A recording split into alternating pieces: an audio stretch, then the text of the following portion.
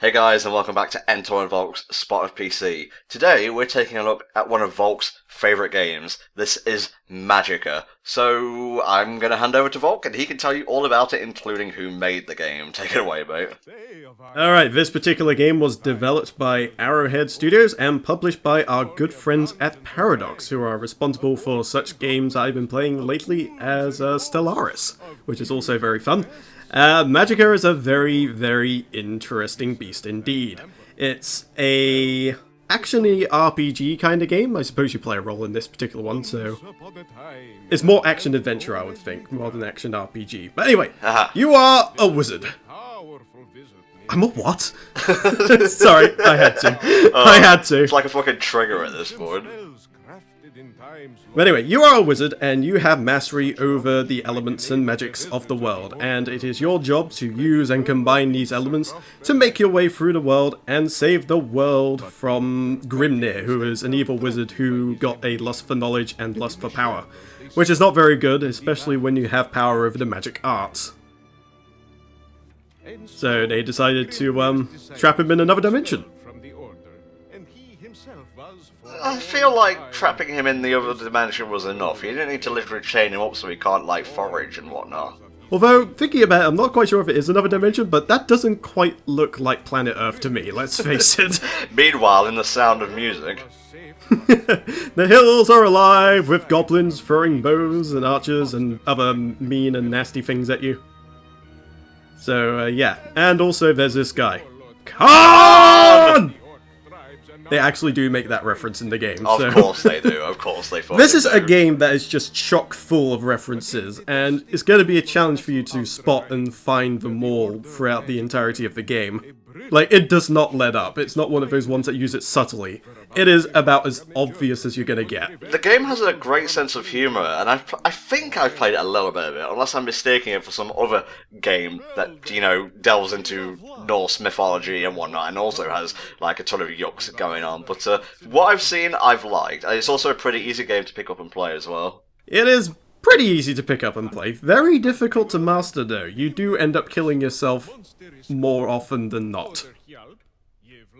The enemies are rarely your worst enemy. Usually your worst enemy is yourself and your experimental desires with all these crazy destructive spells you can combine. I guess it goes to show that not everyone should be put in, like, charge of bending and whatnot. Nope, definitely not. Basically, we are a order of wizards that are led by Vlad, who is totally not a vampire, Totally as he not. says. No. And he helps you through the journey in order to figure out what's going down, because we have whispers in the wind that Grimnir, that evil wizard from before, has come back and has started terrorizing the nation, so we're kind of having to look into things and sort them out, and sort out those goblins and Mr. Khan as well. That fucking Simlish style of, like, voice acting. Is this like the devs and whatnot just getting in on it? I believe so, although I'm not 100% certain. It's like Scandinavian Simlish.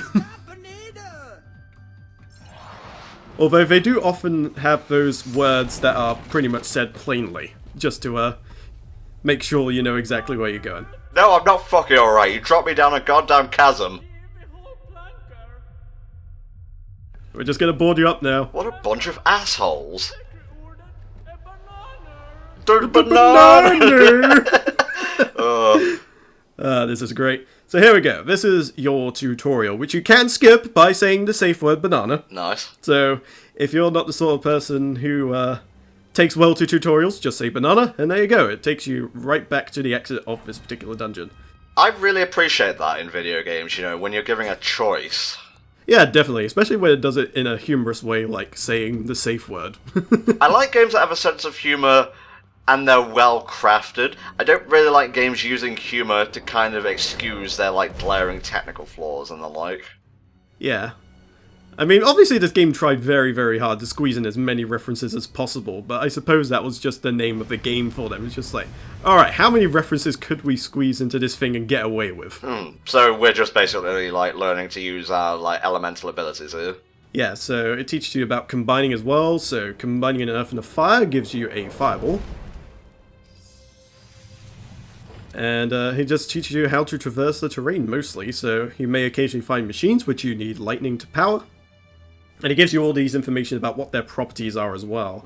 And when you're combining spells and such, those properties do actually carry over as well. So when you're combining spells, keeping those properties in mind is oftentimes very good. So if you can make somebody wet, either through the use of water or steam, and have the lightning at the same time, it ends up going very, very well, because you just stack up that damage exponentially. Basically like dropping a bucket of water on their head and having an electric eel hide inside it. Yep, pretty much.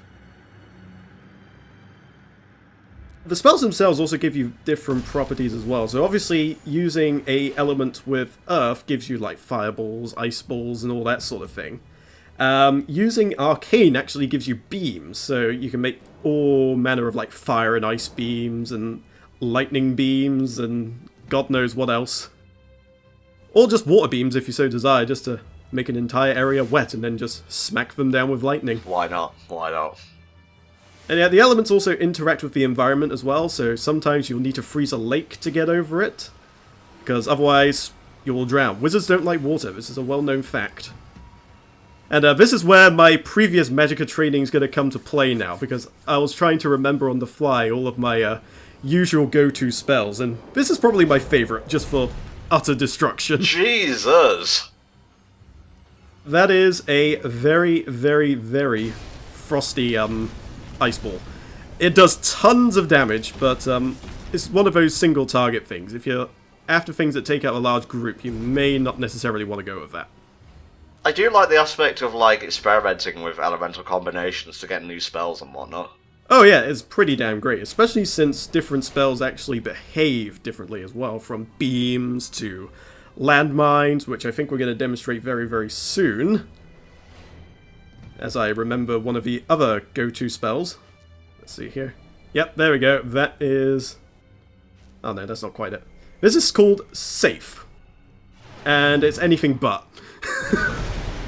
Whoa, okay. And I actually discovered a glitch there, so I figured I'd leave that in there. Defeated by the blackness. Defeated. And it just says in brackets, by yourself. You idiot. You fucking fool. Foolish fool! There we go. I'm just going to go with the safer option here, which is a nice meaty beam. There you go. Oh, that constant damage. Beautiful. And the satisfying explosion at the end just really ties it together, I feel. But as well as combining elements and spells yourself, you will also find spellbooks, like the haste spell that we found earlier. And these actually contain special spells, which require a very specific input in order to cast. And they range from either buffs and debuffs to absolutely massive spells that take up the entire screen and will possibly kill you in the process if you're not careful. Ah, okay, so sort of like the Armageddon spell in the Ultima games? Yeah, kind of, although in this case we have Meteor Shower. And another one you get, which is actually part of, I'm not sure if it was a DLC pack or gave it, or a free update, but you've also got a spell called Crash to Desktop. I have many memories of this spell in multiplayer, wherein we just get annoyed with each other and start casting Crash to Desktop on each other before we kill either the entire enemy, or even then we kill the enemy and just we do one too many and delete ourselves accidentally. What are you doing here? You seem like you can— Oh! That is a single meteor. I was trying to see if I can remember how to cast Meteor Shower, but I couldn't quite get the input down. They're like, Lucas, can you at least go outside if you're going to start casting meteors, please? Our roof repair bill is, ironically, through the roof. Actually, it's usually tradition here to just kill them all, because, after all, they're the one who put you down there in the first place. Yeah, well, we did kind of kill their pet watcher in revenge, you know? Yeah, I suppose we got the payout, just seeing where I can actually go. It has been a while since I last played this game, so I was kind of trying to figure out where my bearings were and all that. And here we are now outside. Good old isometric gameplay. And we are free to explore the world. You're just gonna kill everyone the second you get outside. No, I was actually trying to see if I could avoid killing him. But, I missed, so I decided to get a bit closer. Well, at least you got to view some sick magic. So there we go. We now have the Staff of the White Wizard. You can probably guess where that's from. I wonder who that belongs to. White Wizard once of different colour. So here we go, just going through some of like the fluff there, just to get to some water walking. Because we are bigger than Jesus. We are wizards, after all. Well, no, Jesus could walk on water. We're having to use, basically, a crutch, which is freezing the water. I guess you got us there. I mean, Jesus is like a mega wizard or something like that. He's like a level 5 wizard, and we're like maybe a level 2 tops. Volk cast level 9 sacrilege. It's blasphemous. So, take us through what we're going to be covering in this episode of Spot of PC, mate, because it seems like a pretty open-ended game, you know, apart from the overbearing story arc. It's, I would say, fairly on the linear side, but there's plenty of like little things on the side that you can explore. I felt particularly good about that. That's one way to get across a bridge, I guess. Yeah, you were meant to freeze it, but I thought, you know what if I could use the mines to get over the bridge? Because that was one thing I never really tried before, because the mines do send you flying, although more often than not it results in your death. Mm-hmm. But I've been employing the use of shields to help protect me, so it turns out using mines can actually get you around places pretty damn quickly. Nice. Wouldn't be surprised if that was a speedrun strat. Why is Navi following us exactly? Because I believe this was something that was introduced later on. And if you're choosing to go solo, you will get Navi with you, or the knockoff Navi, as it were. We'll call him Navu for the sake of for the sake of differences. Will you stop trying to break the game with landmines, mate? Also, Diablo reference right there to Rakanishu. I lost my train of thought now. Oh, Jesus! There you go. Whenever you lose the train of thought, get back on it by destroying everything with ice spikes. Yeah, it was at this point I was trying to remember another spell, and I completely forgot I was supposed to enchant it into my weapon, not cast it as an AoE. It resulted in my delicious crunchy death. Also, not only can you combine spells for, like, you know, projectiles and whatnot, you can also infuse them into your weapons. Yeah, you have different ways of casting the spells, so you can cast them on yourself. You can cast them normally, which is usually just whatever the normal behavior is, whether it's your fireball, your beam, or whatever. You have AoE attacks, which you can employ by doing pretty much the same thing, so it just expands over a radius depending on how strong the spell is. And you can also enchant it into your weapon, which when you cast it from your weapon, it usually casts the spell in a linear fashion. So you can have like ice blades and things like that, or if you're using those mines and such I was using earlier, you can cast those in the line as well, and you'll usually make sure that you keep yourself safe as well.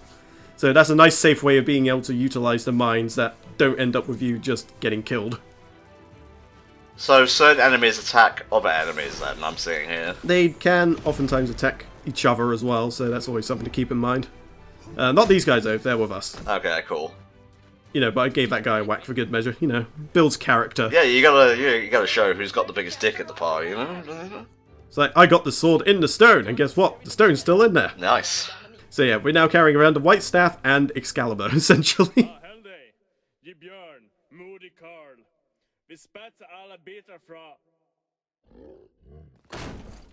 Oh dear. Like how the guy's just angrily shaking his fist at him like it'll do anything. Oh, I'll show you, Oh. He survived. Nice. If he gets out of the way, he'll probably survive this as well. Rain down the lightning. Oh, never mind. You just kind of... What even was that spell? It came out too fast. That was the ice ball I used on that goblin earlier. Very, very powerful, very, very quick as well. You can cast it from quite a ways away and still actually hit your mark. So we've seen the basics of the game now. Tell me how you first got into Magicka. It was pretty much a idea from my friend who was looking it up and thought, you know what, this game actually looks pretty decent, and we always look for co-op games to play every now and again, so it's like, okay, let's give this a go. And what resulted was absolute chaos, because we just could not stop killing each other. This is one of those games where I feel it actually gets harder the more players you put in, just because there is more room for error and just spells going horribly wrong. Yeah. It's the Battletoads experience, as I like to call it. But yeah, there are also other things in multiplayer to consider as well, because in multiplayer you can obviously revive each other, but of course that would mean every single person has to be alive, which is much easier said than done, really. Yeah, I was gonna say.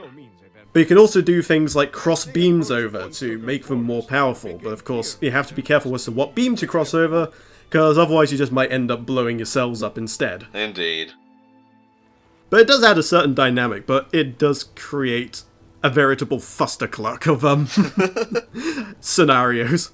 Playing it alone is way more safe. Just take my word on that one. Oh, is that Vlad? That is well Vlad. He's, like I said, he comes by every now and again to kind of help guide us and give us a little bit of flavor every now and again. Okay. Hang on. How can he exist now in the daytime? Shouldn't he have gone up in a puff of smoke? Well, he mentions this very many times. He is not a vampire. Okay. He may look like a vampire, he may behave like a vampire, but he is not a vampire. He needs to change his diet then. I've never seen someone so pale who wasn't a vampire. You'd like those ice spells, don't you? I really, really do. They're like my most reliable spells. They're like my children, and I treasure them so.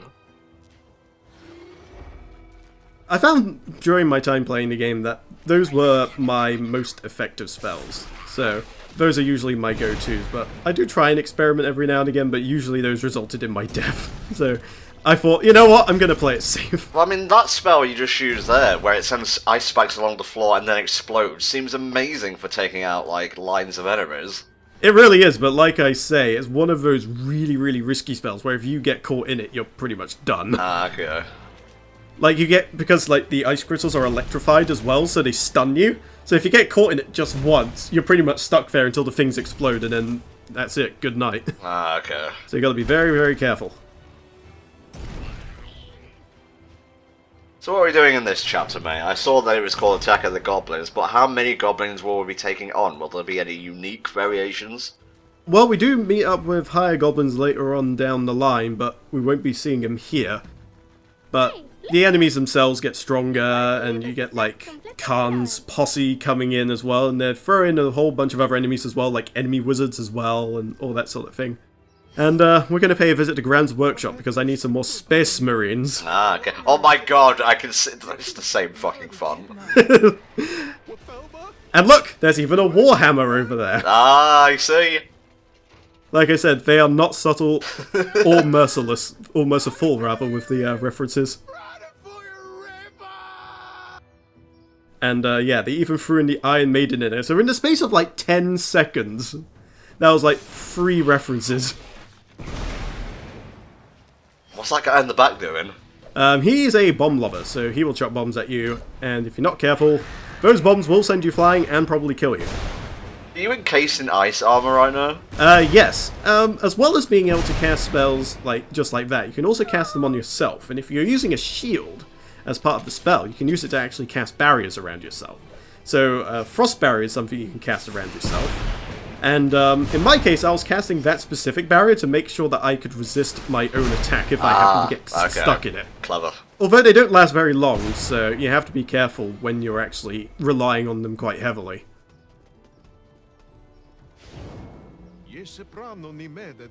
He talked like a vampire, I swear to God. Well, he says he's not a vampire. I mean, you're gonna call him alive? Because I'm not. No, I don't want my blood sucked, thank you very much. Oh, see ya, not vampire. Deeper into the forest we go. So what platform is this game on exactly? Because I took a look at its wiki page, it just says Steam. Yeah, I'm pretty sure this is pretty much a Steam exclusive.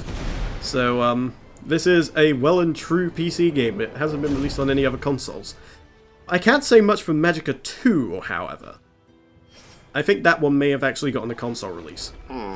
But I think the main issue is that a game like this, because you have all like the different kinds of casting methods and such, and obviously you need 8 buttons to do all the various different spells, I think on a controller that could probably be a bit tricky. That and also the mouse movement and all that sort of thing as well. That's something else you got to consider. I'm just taking a look at its, sales and how well it did. The game was developed by 8 students at Lewaya University of Technology in... Oh god, it's asking me to pronounce stuff, Swedish stuff. Skellefteå, Sweden, and sold over 200,000 copies in its first 17 days on sale. It had sold 1.3 million copies and 4 million DLC packs as of January 2012, so a good 4 years ago by now, making it one of the most successful games published by Paradox Interactive, and was credited with a 250% rise in profits for Paradox during 2012. As of June 2014, it has sold 2.8 million copies on Steam. Holy shit. Yeah, it is a very, very successful game. I think it's probably one of the most successful indie games, honestly. That's cool. And it has a lot of DLC as well, so if you're the kind of person that likes their experience expanded on, Magicka does that in spades. Like, there's all sorts of cool nonsense that they've thrown in there. Whether it's more adventure packs, or whether it's just a simple case of extra robes. Because when you select your characters, you can actually choose what robes and such they start with, and they release so many different, like, alternations of that, it's untrue. Like, they even have, like, a Reddit alien one as well for those people who are a fan of Reddit, and they've also got, like, proper, like, space marine wizards and things like that. There's all sorts in there. It's crazy just how much DLC there is for this game. Is there also, like, copyright-friendly reference costumes? Oh yeah, like, pretty much up the wazoo, there's plenty there. Nice, nice.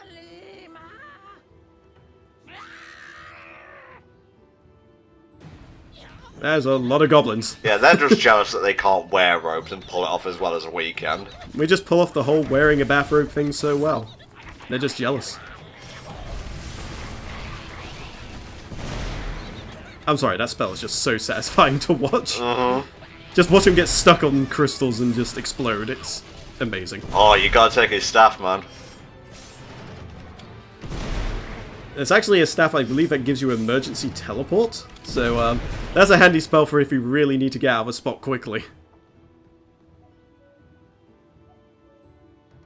So, can you only carry 2 weapons at any given time? Like a casting one and like a melee weapon? That is correct. You can pretty much have a melee weapon and, of course, your wizard staff of choice. And they all have different effects and such, so it's one of those things you just gotta experiment with, and you gotta decide on the fly what you want to keep. But it's not limited to, like, swords or anything like that. I think at one point there was actually a area in level 3 that if you complete it in a certain way, you get given an M60 assault rifle, which, according to the people that made it, was made using a paperclip and a shotgun. Okay.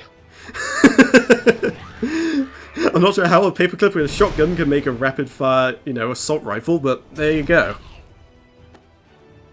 And apparently there's all these dead meese around, so I'm not sure what that's all about. I never really found out. I was assuming that maybe there was some kind of achievement involved. It wouldn't surprise me. Just before we conclude this episode of Spotted PC and take out this big old troll / goblin whatever over here, what's your experience with the sequel to Magicka? I haven't actually tried it yet. It's one of those things that I've been meaning to get around to doing, but I've been kind of waiting for the price to be right. Because, especially over the last couple of months, I've had to have been very, very careful over what I spend my money on. Because, of course, we've had World of Final Fantasy 15, Civilization 6, Planet Coaster. There's just way too much game going on right now that requires my money. So, I'll probably wait until the Christmas sales comes along and see if it goes down to a nice price then and probably pick it up.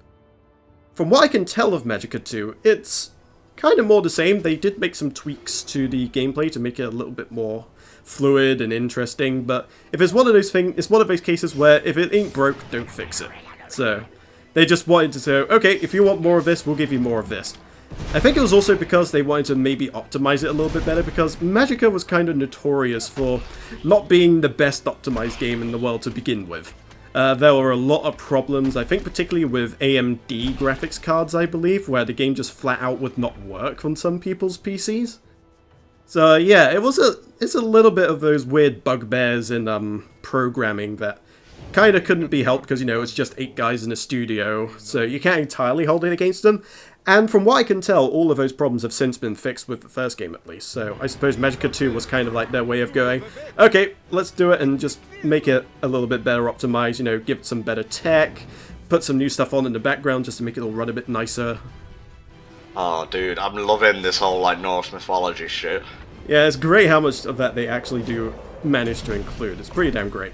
Although this boss is a bit tricky because trying to aim at him from the side was not proving to be easy because his head moves around quite a bit, so I had to take a different approach and kind of think, okay, either I can go above or below him and I'll probably have a better chance of actually hitting him.